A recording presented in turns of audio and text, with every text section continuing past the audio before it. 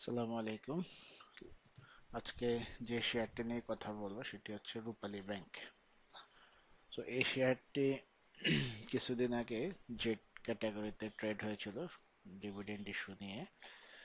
So 5% stock dividend দেওয়ার পরে এখন এটি জেড থেকে বিতে রূপান্তরিত হয়েছে। এবং যদিও জেডে যাওয়ার পিছনে অনেক কাহিনী আছে, বাট যেটা ফার্স্ট হচ্ছে জেডে নেওয়ার একটা বড় কারণ হচ্ছে শেয়ারটিকে নিচে নামিয়ে আপনার শেয়ারটিকে কালেকশন করা। কারণ আমরা যদি দেখি এটির হাই ছিল গত ফেব্রুয়ারিতে 44 টাকা, এবং আমরা যদি দেখি যে সাইডওয়ে বাজারে ছিল, দেখেন এখানে সে এই সেপ্টেম্বর থেকে পুরো সময়টা সে সাইডওয়েতে ছিল, দেন আপ ট্রেন্ড কন্টিনিউ করলো। সো আবারও সেম ওইখান থেকে ডাউন ট্রেন্ডে এসেছে বিকজ অফ জেডেন নিউজের জন্য এই শেয়ারটি ডাউন ট্রেন্ডে এসেছে। এবং আমরা যদি এই ব্যাংকটির দেখেন স্টেটমেন্ট যদি দেখি, ন্যাব 37.5 এবং শেয়ার সংখ্যা হচ্ছে 48.79 কোটি, এবং কোয়ার্টার ওয়ানে ইপিএস 0.38, কোয়ার্টার 3.13। সো হয়তোবা নেট অপারেটিং ক্যাশ ফ্লো একটু কমেছে, বাট 3 মান্থে আবার ক্যাশ ফ্লো বেড়েছে 116। সো প্রায় প্রায় 187 প্লাস। সো সবকিছু মিলিয়ে আসলে বলা চলে যে, এবং ব্যাংক সেক্টরের একটি স্ট্রং ব্যাংক বলা চলে রূপালী ব্যাংক। এবং যদি আরেকটু শেয়ারটা নিয়ে বিশ্লেষণ করি, সেটা হচ্ছে আমরা যদি এখন কোন অবস্থায় রয়েছে, এখন যে অবস্থা রয়েছে, আমি যদি একটু অ্যানালাইসিস করার চেষ্টা করি বর্তমান অবস্থান। মে থেকে শেয়ারটি যদিও জেড ক্যাটাগরিতে এসেছে, লো ছিল 22 টাকা, এবং দেখেন এখান থেকে আস্তে আস্তে আপ ট্রেন্ড করে এখন সাইডওয়েতে আছে বলা চলে। যদি আমি এই লেভেলটাকে ধরি, দেখেন এই লেভেলটাকে যদি ধরি, তাহলে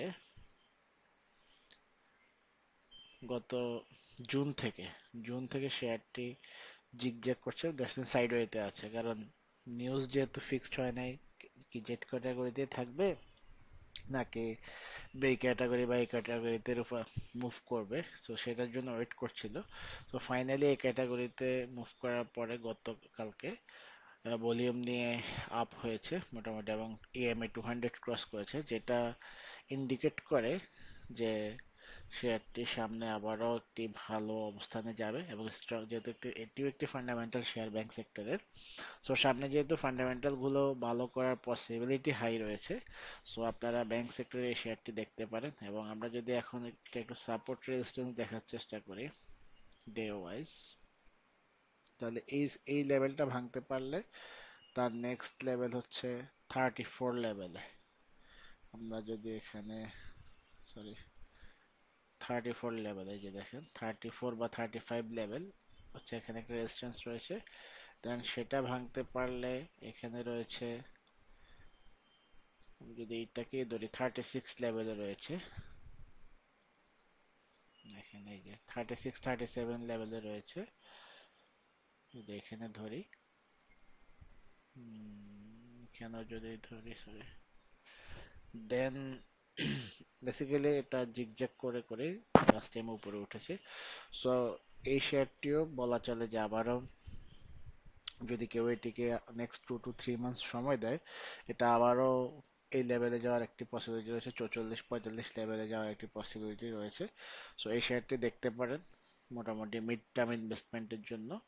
এবং দেখেন লাস্ট ডের ভলিউম, এই যে এই জায়গাটিতে যদি আমরা দেখি লাস্ট ডের ভলিউম, লাস্ট ডেতে যদি আমরা চার্টে ভলিউম দেখি, সরি, তাহলে প্রাইস অ্যানালিসিস যদি দেখি, দেখেন ভালো কোয়ান্টিটি ভলিউম হয়ে মুভমেন্টে গিয়েছে। সো যখন ভলিউম নিয়ে ক্রসওভার দেয়, তখন এটা সাস্টেন করার পসিবিলিটি হাই থাকে। সো এই শেয়ারটি নজর রাখতে পারেন।